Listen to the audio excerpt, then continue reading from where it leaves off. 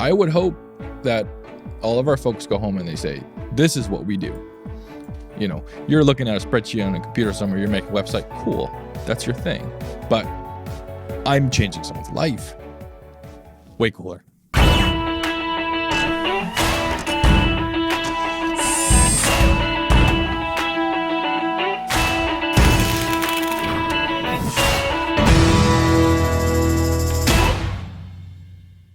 A quick interruption to remind you to like, subscribe, and rate this podcast so we can get your feedback and know how to make it better.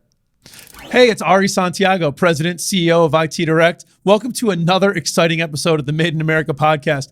I'm really excited today. I've got a very high energy Connecticut manufacturer, Tom Matulaniec from TOMZ Corp. I am really, really excited to have him on, hear his views, and share everything he's been up to in his manufacturing shop in Berlin. Tom, thank you so much for coming on today. Appreciate it. Thanks for having me and for the cool introduction. Yeah, Nobody's man. ever introduced me like that ever. Well, hey, man, we're trying to cut new ground here, so I appreciate that. Listen, it is the Made in America podcast, though, so we start off with the same two questions, Tom. What do you make, and why do you make it? We make spinal fixation systems, really. We're a contract manufacturer, not our designs, but all of our blood, sweat, and tears are basically in these parts on the table. Why do I do it? I didn't have a choice. Family owned and operated business. Summers were spent at the shop. Been there since I was 8. There was no other destiny for me other than making this stuff on the table. So before we get into your personal story, I think the story of how TOMZ Corporation started is really fun. And I think for other business leaders that listen to this podcast, they'll really enjoy it. So I don't want to steal the thunder. You tell us. Sure. So my dad came to the U.S. from Poland a million years ago. Back then, CNC really was equivalent to 3D printing now.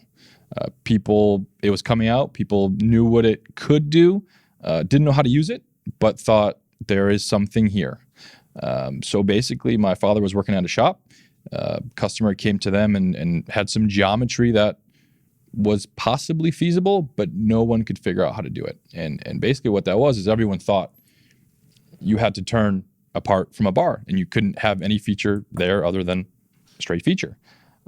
What my father realized is you don't move the material, you articulate the tool. Mm-hmm. And now that's like, duh. Right. You couldn't make anything without doing that. Something like this just wasn't possible. But back then it was like, wow, how do you know that? How can you do that? So he had driven to the customer and said, look, I have no money, no business, no machines, no employees. I have nothing. I think I can do this.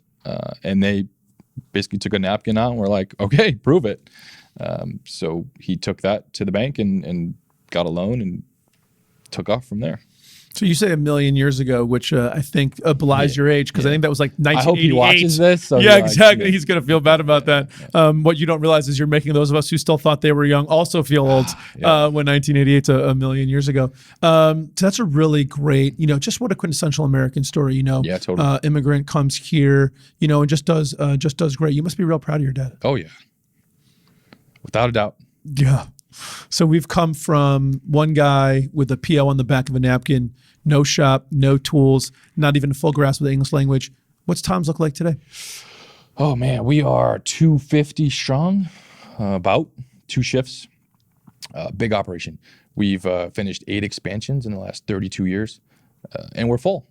It's like every time we overbuild, no way we're going to fill that. You turn around, it's full. Don't know what makes that happen. And it's a good problem to have. Everyone says, still a big problem. Oh yeah. And the biggest one being the workforce. Machines are easy to get. Have them in a week. Building, cool, a couple months. But skilled people, years away, unfortunately. Well, listen, I have a lot. You've done a lot in the workforce area. It's a big topic conversation, but just keep it personal for just one more minute. You said you never really had a choice, and that may be true for those people that are listening, not watching. He smiles a lot and smiles a lot when he says that. Totally. But something tells me just in the brief conversations we had, being on your website, seeing the videos, the YouTube videos that you've done, I feel like you've got a passion for this beyond just being a dutiful son. Totally. So growing up, there was a lot of stomping in the office. I don't want to be here. I want to get out of here. This stinks. My friends are at camp. They're having fun. They're playing. I'm in here 6 a.m. sweeping the floor. I hated it. I hated it. It was always, I'm never coming back. I'm never going to work for you. But honestly, going through school and continued working, one of my friends wanted a bike. They had to wait till Christmas. I had a paycheck.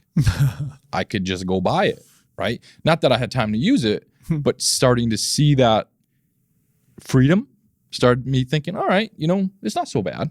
It's bad on the day-to-day, but in the long term, I can now achieve things that my friends are looking at me like, well, how'd you get that? Well, I've been at work while you guys were hanging out and playing basketball. And then I went to college. I worked through college, and I started realizing, a lot of kids are, hey, I'm in the finance program. Hey, I'm going to be an attorney. I'm going to be a doctor. Okay, that's cool. Do you want to do that? And the answer was like, not a yes. It was kind of just, that's what I'm doing. That's the program I got into. And I started realizing like, okay, I could squander my starting point and go off and do whatever I want and, be an artist, whatever. Or I can try to take it to the next level, right? And I decided that's the route. I mean, why let it just dissipate? Keep it going. So once that clicked, all in. All in. All in. Do you feel like where's the energy, right? So you talked about something before, which I connect with a lot, which is, listen, my view, business is all about finding problems and fixing them, right? You either have the good problems, right, which is growth, or the bad problems, which is not enough business or whatever, right? But there are always challenges. And for my money, what gets me through those challenges is really enjoying what I'm doing. Oh yeah. Do you agree? Do you connect with that? Yeah, I don't have a job. Right. I don't. Sunday, Monday, Saturday, Wednesday, all the same day. Yeah. The only difference is Saturday and Sunday, no one replies to my email. And customers are like, why are you emailing me this on Saturday afternoon? Because I don't punch in, punch out. I don't start and stop. It's just always there. Mm-hmm. And I love that. And I want that energy to be felt by everyone who works for us. Because if you are not happy, you're not going to do a good job. Mm-hmm. And if you're not happy, 8 hours, 9 hours, 10, it's a long day. Mm-hmm. And don't hate what you do. That's brutal. Because I did that when I was a kid. I remember how hard that day was. It was so painful. Like, oh, it's break. Like, please be break. So if I can spread that energy and share what we're doing and why we're doing it, and you still don't like it, that's okay. I mean, I'm not going to make everybody happy. Not everyone's going to be happy to come here. But young people need to feel that. Otherwise, they hate it. And if there's no young people, there's no future. Mm-hmm. Easy as that. So what have you found that makes you passionate about TOMZ? Is it business in general? You love growing the business. Is it finding people? Is it the making of the medical products? Like, where is that passion for you? What lights your fire? Every single piece. Honestly, every piece. I'll sweep the floor if I don't think it looks good and I want it to look better. I don't care. It's just, I couldn't tell you. And if I knew what it was, I wouldn't tell you so you can copy it. My customers ask me that a lot too. And I say, I don't know. I don't know where it comes from. All I can tell you is tomorrow, it'll still be here. Mm-hmm. And hopefully in a month, a year, 10 years. Is it something that you found later in life? Something that you think was dormant all the time? I mean, just curious. I don't know. I guess I never thought about it. Just got it. Don't lose it. Mm-hmm.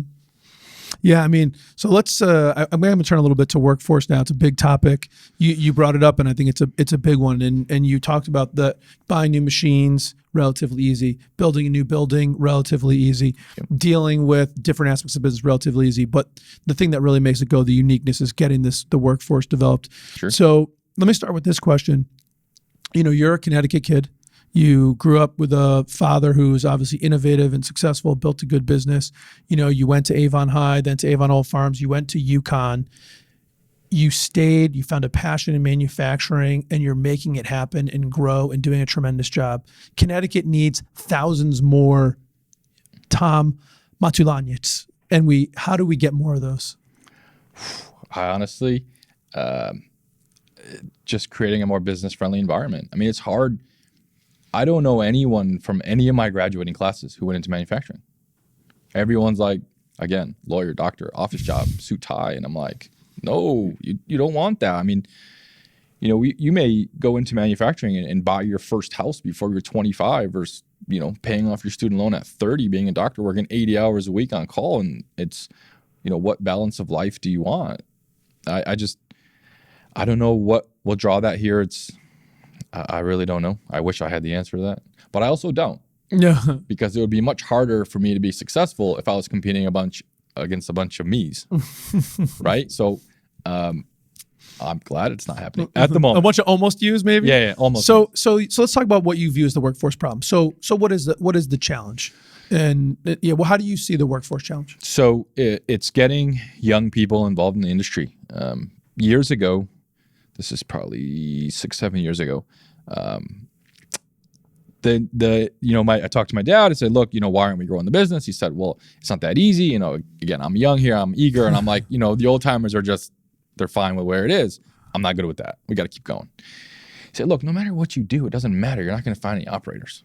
So I thought, okay. So then like you did, you start looking around. You're like, man, that's a common problem. Why does anyone do anything about it? So I went to all the vocational schools, presented to the kids. You could tell the kids that I met that were in those programs were only there because they may have been the troubled kids. Mm-hmm. They didn't want to be there, but it's hard to put them in a regular academic classroom. So let's put their energy here. Then you looked at some of the teachers. They don't want to be there either. They're just there. So now you have no energy, no excitement. So how are you going to leave that program and then think that's what the job is like too? You're not going to go to that job. You're just not. You're going to waste all that time. So, okay. So I thought, you know what? I'm going to contact the government, the Connecticut government. And I basically said, look, I'm doing my part by creating jobs. You're not doing your part by creating a skilled workforce. So how do you help me? All right. They pointed me towards the DECD, which is the Department of Economic Community Development. And they basically said, hey, if you apply, we'll give you a low interest loan. These are the terms you have to meet to forgive it. And I started my own school. I thought, because the second argument for my dad was, well, you can make a school, but who's going to pay for it? And I don't know if you ever worked for your family or not. That is basically like, okay, I'm going to do it. That's right. I don't know how I'm going to do it, but I'm going to do it. So I went to the state, got the loan. Then I thought, oh man, I don't know what to teach, right? And I'm getting there. So hired a teacher. We wrote a curriculum. Copyrighted it, and basically bundled this school. And when we met the requirements of the loan, I donated it to go in college. So I still have it. They have it. They have a curriculum. They have it all now. And you walk on our floor and folks are younger than me. And it's like, this freaking worked. I mean, it worked. There's 18-year-old kids in here. And they are proud of what they're doing. And the biggest hurdle I found was talking to the schools. The parents were like, don't go in the industry. Mm-hmm. And no one took me up on it. I said, I'll have an open house. Come to my shop.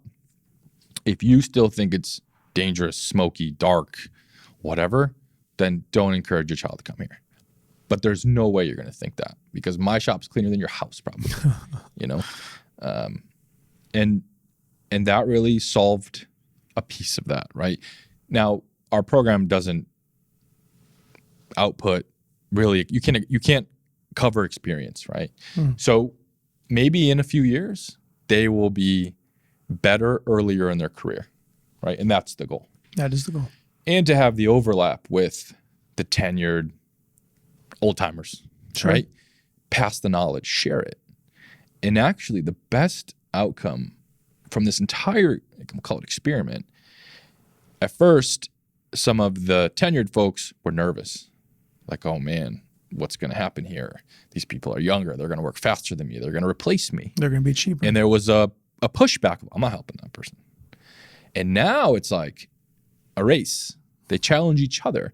And some of the folks who may have lost their passion, it's been reignited because now they have a young person to mentor. And they can see the light bulb. And that's kind of reassuring, right? Mm-hmm. That's like, okay, I'm back. Mm-hmm. And that's what got them into it. So seeing the torch pass, super cool.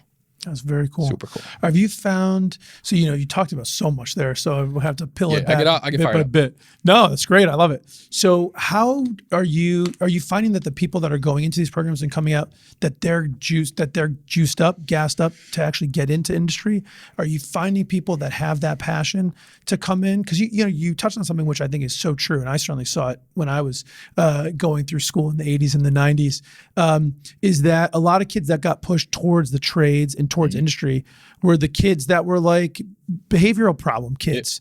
And that's not really fair and right. And listen, I mean, I had a similar kind of story. I almost became a lawyer because that was the path, and nothing against that. But boy, yeah, I'm glad it didn't work out that way for me because I love what I do.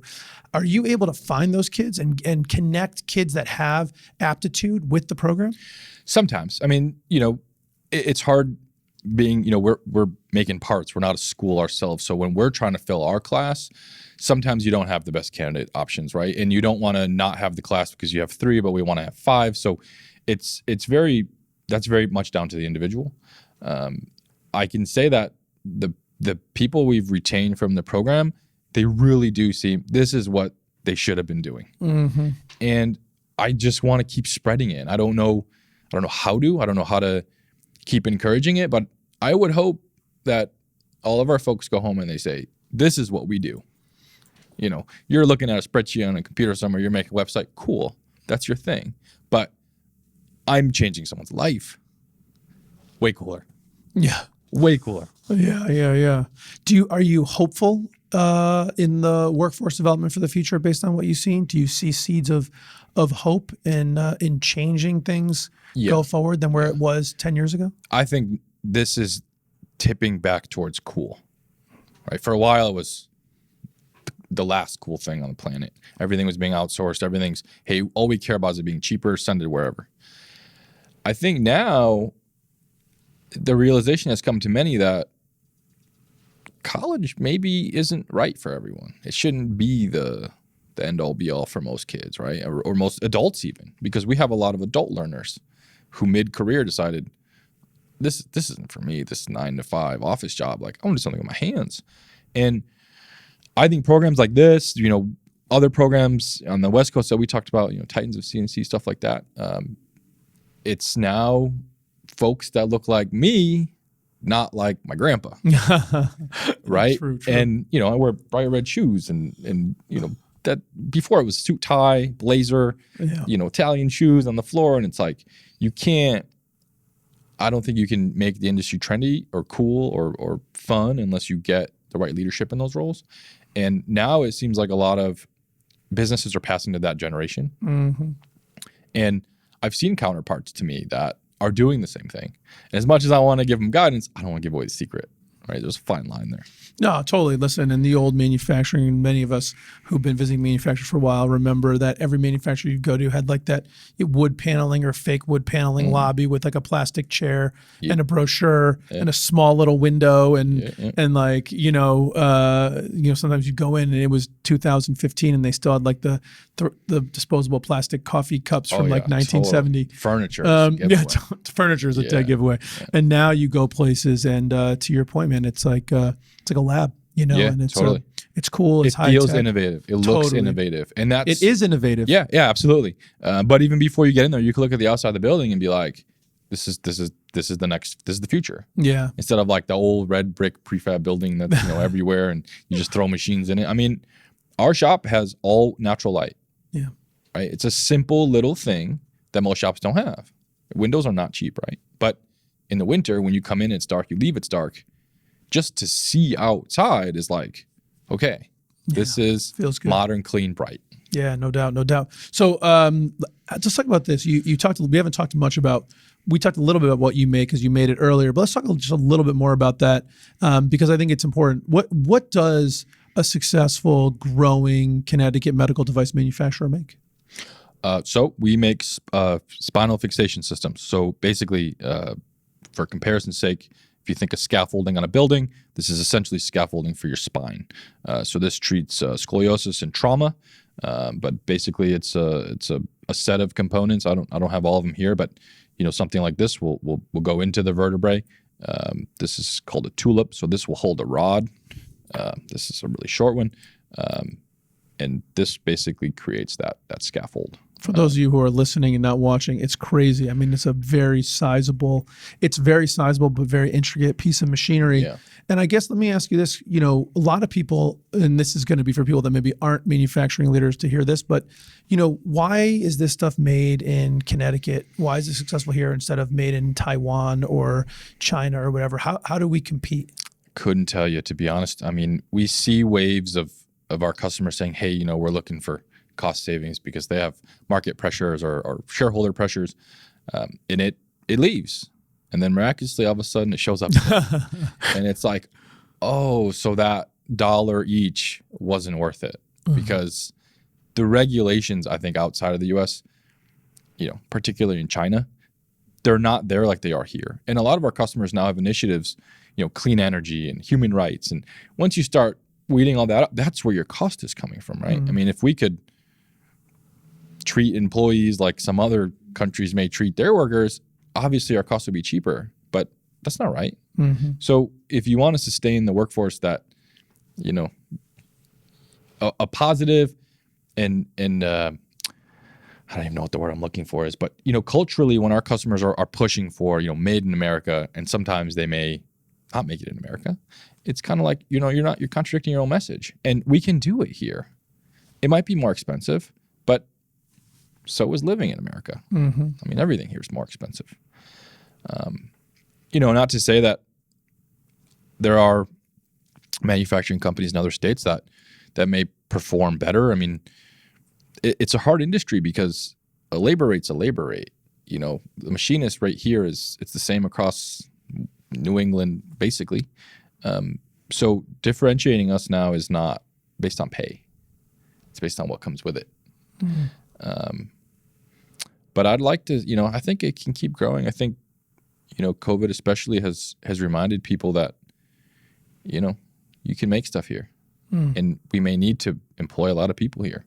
So might cost more up front, but the downflow of that, of putting people back to work, I think will be worth it. How has COVID affected you guys?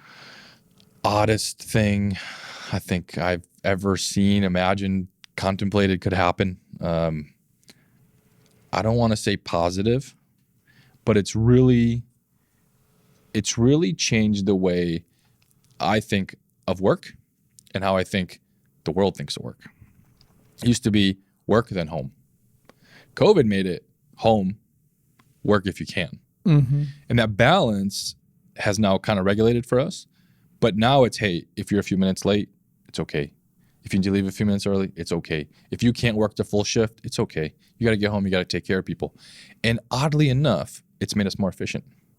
Really? It's like taking off all these, say, like barriers of you have to have lunch at 12. Well, now we stagger lunch. It's some lunches 11:30, some 12:30. Breaks are staggered.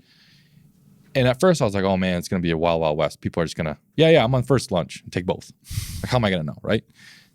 But it's done the opposite. It's really driven us to be more efficient. And out of total shock, I'm starting looking at these charts and graphs of, earned hours and production efficiency. And I'm like, how can this be possible? We're working less and with less structure. And the output is better performance. It's like, I don't know how that happened. Yeah, there's a book you should read called Brave New Work. I love this book, and it talks all about this like structure of work.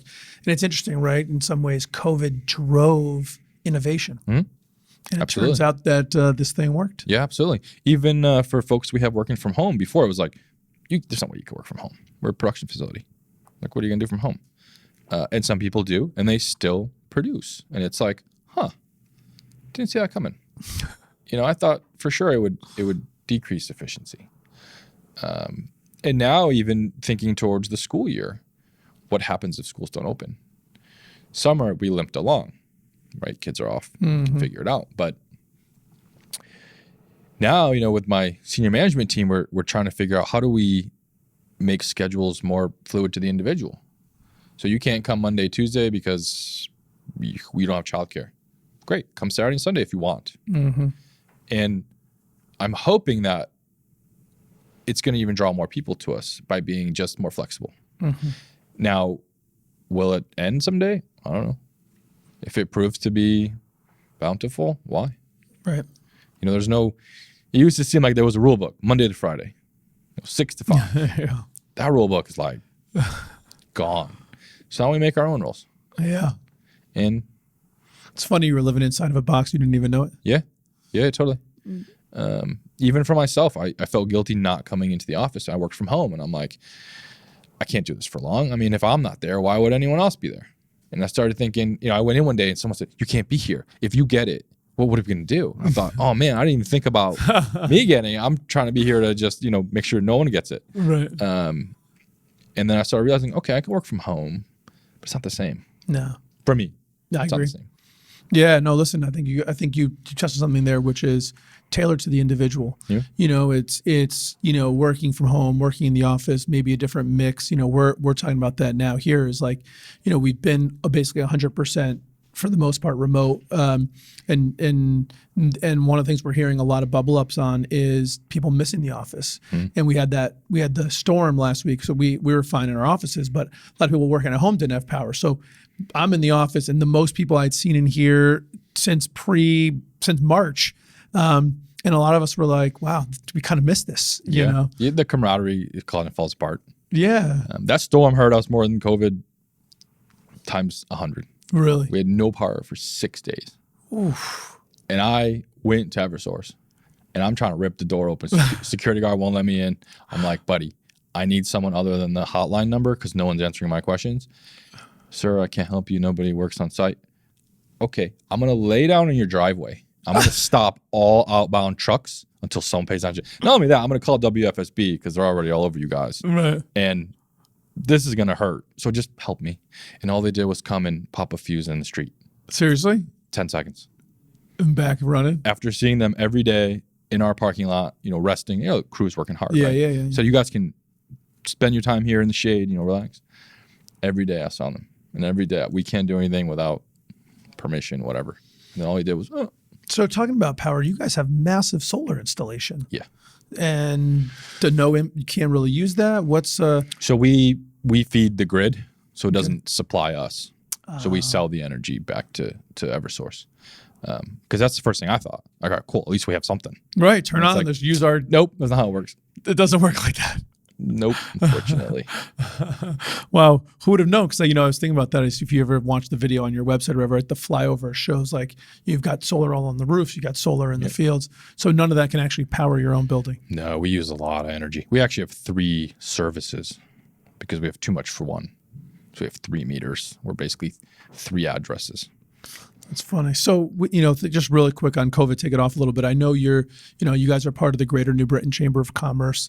Anyone who's kind of talked to you or done any research on you sees how passionate you are about everything, including supporting, local businesses. And I know recently you sort of posted about that on LinkedIn. Kind of what's your view on COVID and local businesses and what can we do to kind of help support those businesses? Yeah, I mean, we obviously have some purchasing power, right? We have 250 employees. So, the big things for me is, there's a lot of Berlin businesses that I support that I don't want to disappear. So, okay, why don't we try to give something back to our employees for being here every day and support a local business? So, coincidentally, I'm on LinkedIn and another company in Berlin was like, hey, we're doing this lunch challenge. And I'm like, let's do it. Let's see who we can get around here to reward the essential workers and keep local business alive. So we did it. And we decided, okay, every week or every other week, we're going to try to order in from wherever, keep them going, try to, just keep their doors open and reward our folks for hard work. Mm-hmm. Where actually it originally started was I get my haircut every 2 weeks. I didn't get a haircut for like 5 months, 4 months, losing it. I'm like, I can't do this anymore. So I thought, okay, everyone else is probably going through the same thing. And then my wife is like, oh, my nails, like I'm so annoyed I can't get my nails done. So I thought, what if I can get a barber and a nail tech to come to the shop and do everyone's hair and nails? Like that little thing would go, people would be like, love it. Thank you. And, I talked to HR and they were like, that doesn't sound like a good idea. And I was like, okay, but we got to do something. And then step 2 was lunches. So the hair and nails came down to be it's hard because we're navigating an environment that no one has navigated, right? Yeah. So what's wrong? And it, I would be angry with myself if we did the barber and the nails thing and one person got sick. Yeah. And it was like, okay, maybe we'll do that later. Yeah. And that's the hard part. People think you're the president, you have the answer. I don't have the answer. You don't have the answer. I mean, I have some ideas, but you have to realize that I too may make a mistake. Yeah. And I try not to, but as cool as it would be to get your hair cut, 10 weeks into a pandemic, it'd also not be cool to jeopardize everyone's health. No. You got to do the trial. So listen, I think it's, I think it's important that, to whom much is given, much is expected. And I think, some of us have been really fortunate in business and we've worked hard, no doubt about it.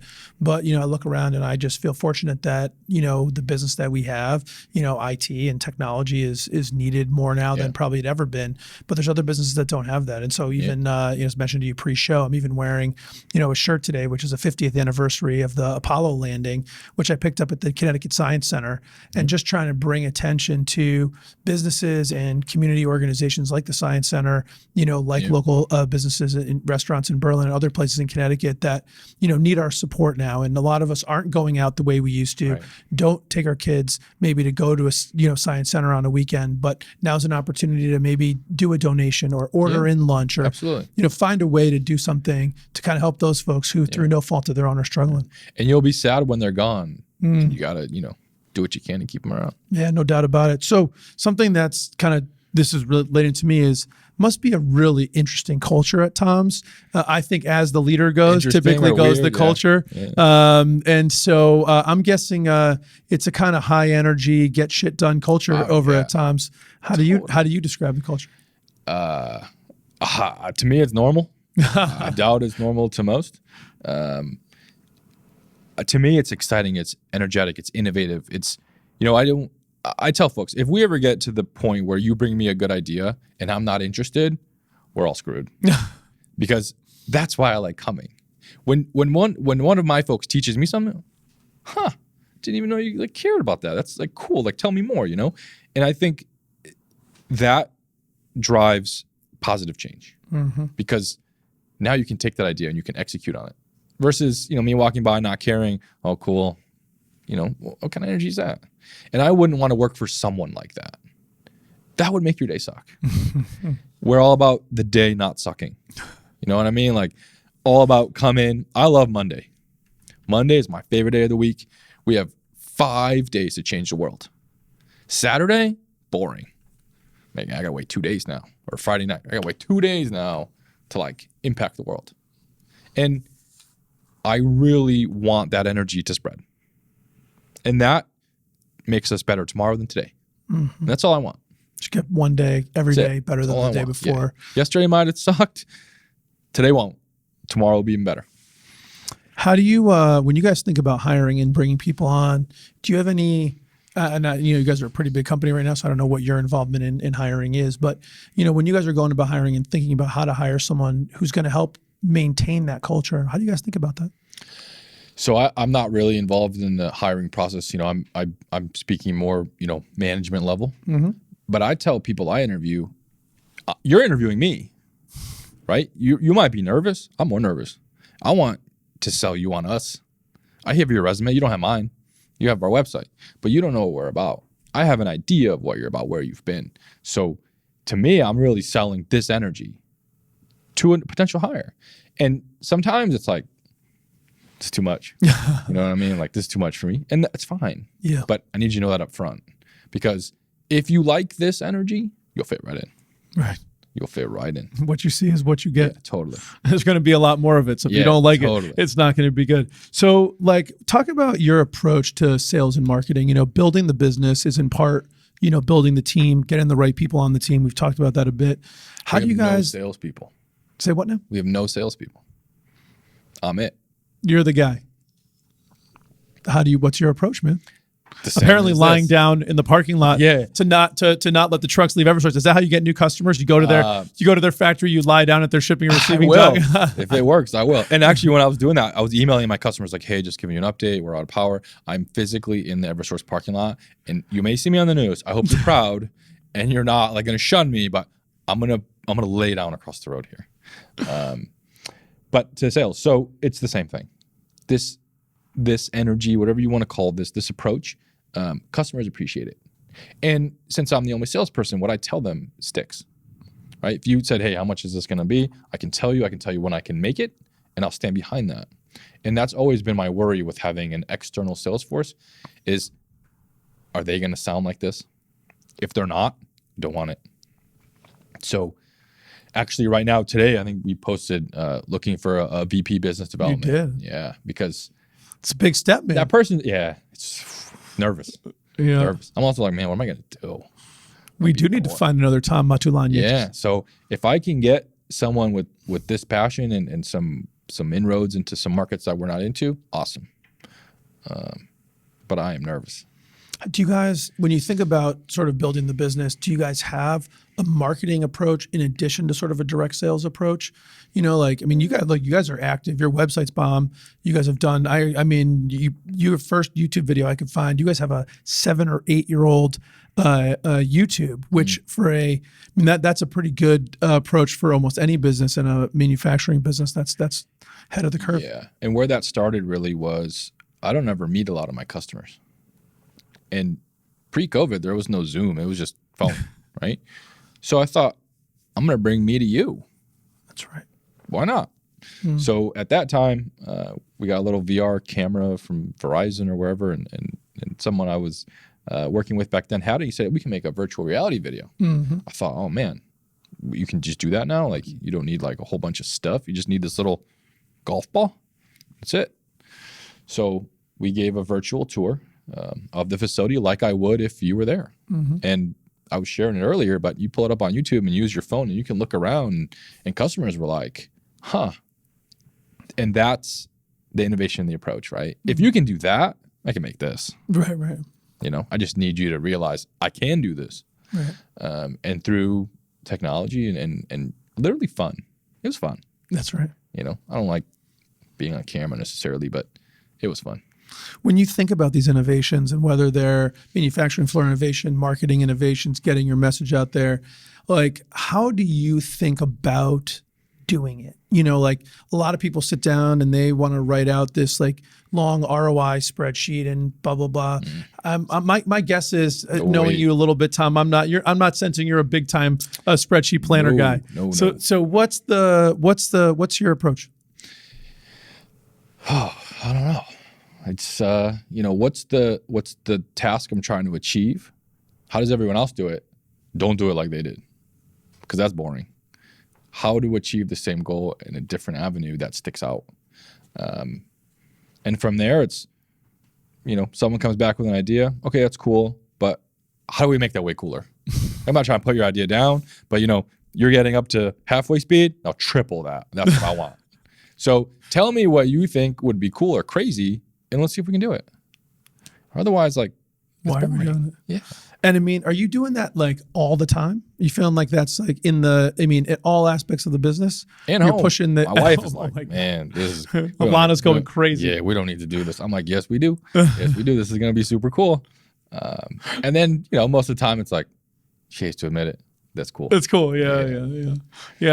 I hear that. That's how we've had that same experience at home. We built this big new family room. I got like everything's on the phone that you can actually have the TV articulates from your phone. Yeah. And you don't need it. It's like, what would we ever need that for? You know what I mean? And then one day the kids are doing like a painting and they want to see something on the TV, so I hit the button and it just like comes out. Yeah. And I look at her and I'm just nodding. It was worth it. That acknowledgement, priceless. Priceless. Yeah. So you're pushing that envelope at work. Yeah. And at work, it's looking over at my dad. That's what I was going to ask. And he's like, huh. Or one of his friends will say, hey, I saw that thing you did. Oh, really? Who sent you that? Your dad did. Oh, all right. Okay, cool. I get it. And I look over. Okay.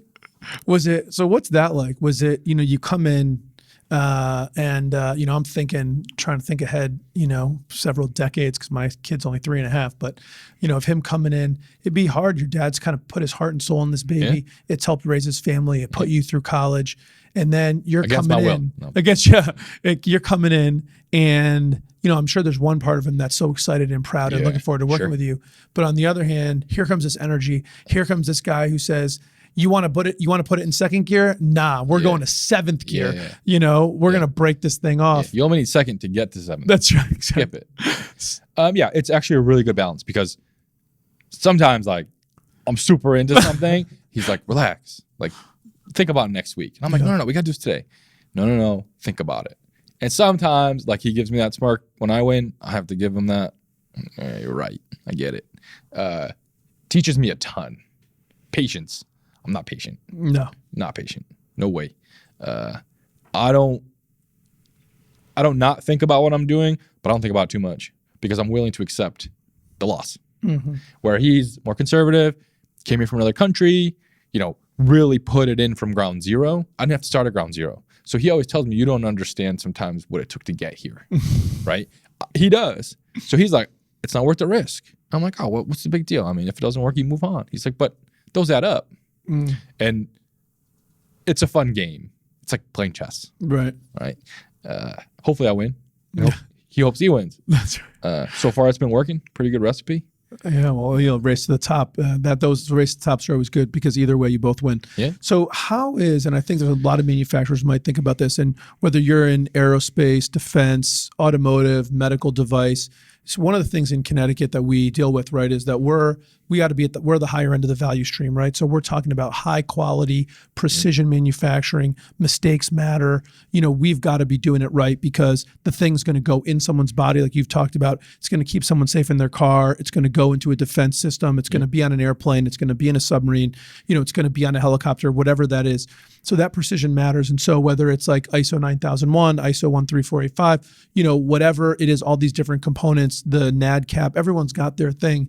And I think in manufacturing, a lot of people feel that there's those boxes we think we put ourselves in with ISO stifle the innovation and would chafe against somebody like you. So how do you maintain all of your ISO certs or any PPAPs or whatever you need to do, but still innovate, still push, still have fun? Yeah. So there's a line of when we make a new product, right? At that point, we're trying to use the best technology we have. So we apply it to that. Now, if you move past that one, it's very hard to go back and implement that new technology to an old process. But it still works. It makes it more of a challenge. And I respect the box, right? Because you don't want to all of a sudden change everything you've done about this. And then no one's like, why doesn't this work? I don't get it. It worked yesterday, right? Oh yeah, we changed everything. I get it. It's not a good idea. But you can't use that same logic next week, right? So you have to figure out, how do I stay in the lines? How do I respect all the rules, but not just become stagnant? And there's a lot of ways to become more efficient, right? It's not just where the tool meets the material, right? There's tons of stuff that you can do that doesn't actually change the machining process. How you schedule, how you consolidate setups, how do you get more out of the machine during the day, right? If you're spending half hour at the beginning of each shift cleaning out the machine, you lost an hour, right? Changing the process, right? Do it between shifts. Easy, sounds simple, not always simple, but that's innovation that doesn't break the rules and it gains you efficiency. Now, changing the machine totally, it's a big gamble, right? There's a lot to do to get new equipment qualified for use. And you don't want to risk too much because it might not work. Now what are you going to do with this thing, right? So there is a line for sure. And our customers understand if they want to drive innovation, we have to drive technology. So you have to be nimble with that too. You can't expect us to do this the same way forever and want it cheaper and faster. Right. It just doesn't work. Can't always be doing that. Yeah. How do you think about and bubble up that, you didn't say these words, but I'm going to put that continuous improvement mindset in, right? The idea that it isn't just about machining the part. There's always things you can do better and we always need to be improving. How do you think about it yourself and how do you drive that thought through the organization? Because at 225 people, Tom isn't running around thinking of all these ideas and implementing them. No, at least I certainly hope not. But not just me. Yeah. It's simple. It starts off like this. Whatever your job is, what part about your job sucks? I have to go from here to there to get something. Okay. You do that too? And you? Oh man, let's change that. Yeah. Right? What about your job is so painful that when it comes to that task, you just want to leave? right? Because you're not going to do those efficiently. And if you dread them, most likely so does this person and this person. So you may not realize that you've already found innovation. You just haven't acted on it. That's right. So tell your supervisor, tell whoever, and say, hey, look, this is a really big waste of time. I could be sitting here making parts. Instead, I'm wiping this thing down or whatever. Not to say that all of them can be achieved, but really it's the part of your job that you hate that you're the worst at. Yeah. And you don't want to be better at it because you just out to get hate it, right? So don't cut corners. Don't not do it. Help it be easier. Yeah. So funny. We just started something here recently, which I'm going to get the mature label on this podcast, but we call it the WTF list, you know? And whenever you're doing something and you think to yourself, what the fuck? Yeah. Put that on the WTF list because it's probably something we shouldn't be doing or we should like lean out. That's another thing, right? You realize like, why do I do this? I don't know. It's just done it. Well, what a waste of time. Like, stop doing that. Well, this procedure, okay, then we need to go back and review that and realize, hey, 15 years ago, 10 years ago, 5 years ago, that applied to the business. It doesn't anymore, right? But bring that up. I don't want you to do menial tasks. Like, we're not here for that. Yeah, we're not gonna compete and win wasting our time on menial tasks, right? We got to get more efficient, more value, higher value. So when well, actually, I'm going to switch the gears just a little bit as we're kind of wrapping up our time, but I want to ask something about what does the staff makeup at TOMZ look like? You know, you've got 225 people. We looking at a company that's got, you know, big mix of genders, racial backgrounds, religious backgrounds, pretty diverse and inclusive, you say? Yeah, absolutely. You know, I've seen everything from 18-year-old women on the machine, which is like, wow, cool. Like, where did that come from? And honestly, a lot of the feedback is they're better. They're, at least this particular employee, I mean, she's more able to sit there and pay attention. Whereas, you know, some of the guys are standing around, like looking around, and she's just working. It's like, great, okay. And then we have everything up to, you know, 75-year-old folks who've been with us 25 years. And part of the challenge, I think, is now adapting to all these different viewpoints, right? You know, now there's so many religious holidays. So do we observe all of them? Not some of them. I don't want to leave you out, but include you. And it's a hard thing to juggle. You know, I don't want to make anyone feel alienated, but also can't give every holiday off. You know, it's like pizza day, and it's like, okay, well, you like pizza and you follow pizza. But I also think it's fun to see because that means we're doing something right. Right? People who you wouldn't think of that would be here are here, and they like it. And, you know, there's so many people that can be in the industry if they're just exposed to it the right way. And I don't know if it's any specific culture or race or whatever that says, hey, don't do this, do that. But we have them all. And it's a cool melting pot. Have you done anything to foster that? Did that happen by itself? Does it happen? Couldn't tell you. You know, I had a customer come in trying to do a diversity survey, right? Said, how many XYZ do you employ? I don't know. Well, why don't you know? I don't ask. Why don't you ask? I don't care. Well, then to fill our box, we need to know. And I'm like, so now you want me to go out and put people in these categories, but I don't care. And why do you care? Right? I mean, I can't hire someone unqualified to check this box. That's like the opposite of what we're trying to achieve, right? And I can't promote or discourage one group or another from coming to work. It's like, I don't care what you look like, how tall you are, what gender you are. It doesn't matter. Just come and do a good job. That's it. Get it done. Yeah. Do you think that there's some truth to the fact that sometimes it's hard to cross those barriers where if you're an 18-year-old young lady and you want to go in manufacturing, but every video you've ever seen, every brochure you ever look at only shows a guy at the machine? Is it hard to envision? Yeah, that's true. Not ours. That's true. So that's what I'm saying. Do you think about that where, you know, you can, because sometimes it takes seeing somebody seeing someone who looks like you or seems like you in that role to even imagine that it's possible for yourself. And I think of it a lot like, you know, the 6 Minute Mile, right? It was like no one could ever do it, But then once someone does it, Everyone everyone can do it. And the same thing with the jumping and like everything else, X right? Games, right? Yeah. Now everyone's like triple backflips. Yeah, right. And so sometimes it just takes someone to see someone do it for you to believe it can be done. I just wonder what your thoughts on that are. Yeah, I mean, I don't know the secret to that. I don't know why other folks don't have this. I don't get it. Like, Right. I don't know what the secret is, but you're right. There is a point. You see someone like me doing something you didn't think you could. Well, then I can do it. And it's I don't know. I don't know what the secret is.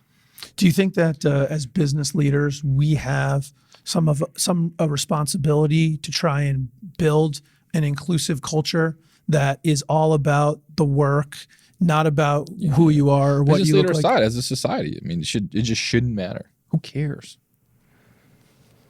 It doesn't matter. It really doesn't matter. And to think that there is someone out there that matters to, scary thought. Yeah. Scary thought. What do you do to continue to learn for yourself? You've been so successful in growing this business, so contributing, you've done so much. What do you do to continue to sharpen yourself, to be a better leader? Because every year you're leading a company that's bigger than any company you've led before. Yep. You have a facility that's bigger than any facility you've had before. How do you make yourself better? I ask a lot of questions. I don't pretend to know it all. I don't. And if I'm not sure, I'm not going to pretend like I know. I'm going to ask you, I'm going to have you explain it to me so that anyone can understand. Because not only does that teach me, it teaches you. If you can't explain it to me, you don't know it. Mm-hmm. And if I'm asking you and part of your job is to know that, you better learn it. So by me learning, it's, I think, forcing those around me to learn. Because there's a lot of stuff we do that no one knows what it is until we're doing it. And if you think you can go in there and just, yeah, this is easy, I got it, it's probably going to be not too good. And I'm not shy about, people might think like, hey, I know everything about everything on this table. I don't. That's cool. It's not my job. That's right. Right. And I'm okay with that. I don't need to know everything. And if I give you the answer, you're not growing and developing. And if I make you stagnant, I mean, how fun is that? It's back to like, your day is going to suck. If I don't ask you something and you just head down doing everything the same day, every day, I mean, how fun is that? What do you see as your job description? When you think about what your job is, what is your job? I don't know. I don't have one. I don't have a job. I think it's like a sports team. It's building the right team. I can't do it all, but I can find someone good at where we're weak and try to encourage them to come over and join the team and fill that weakness. And and that's really the way I look at it, right? I mean, or a coach, call it, right? You're looking for the best players out there to make the best team, to win the most, lose the least. And, obviously there's other things I do in the day, but if you were to say what's really your job, that's it. For sure. Coach Tom. Yeah.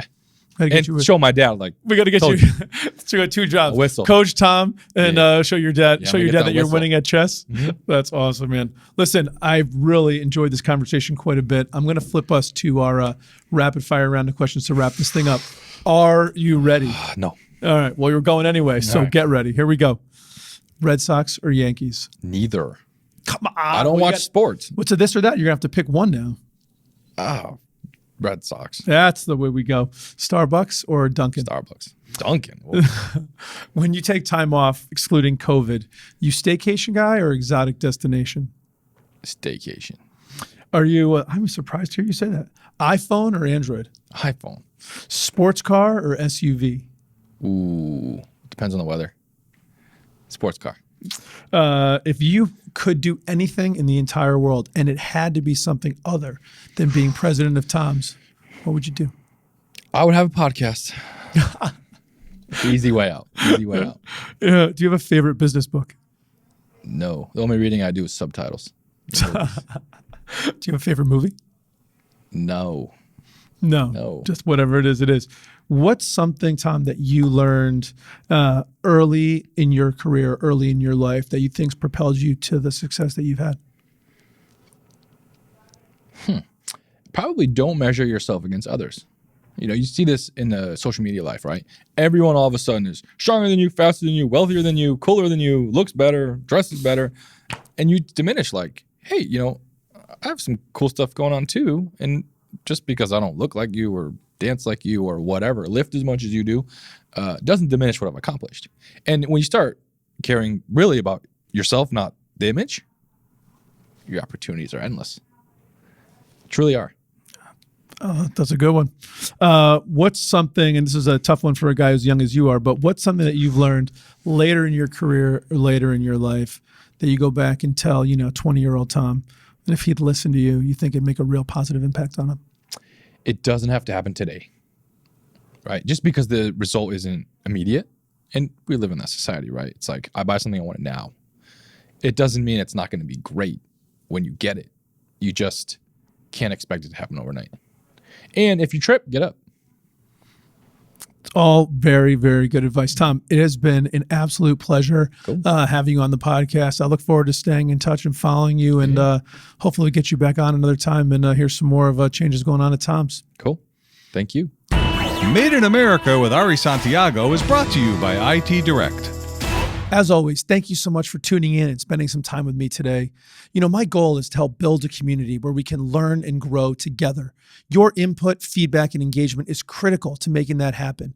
Please do comment, like, and subscribe so more and more people can hear what we're doing and join our community of growth and success. Thanks so much for tuning in. Talk to you again soon.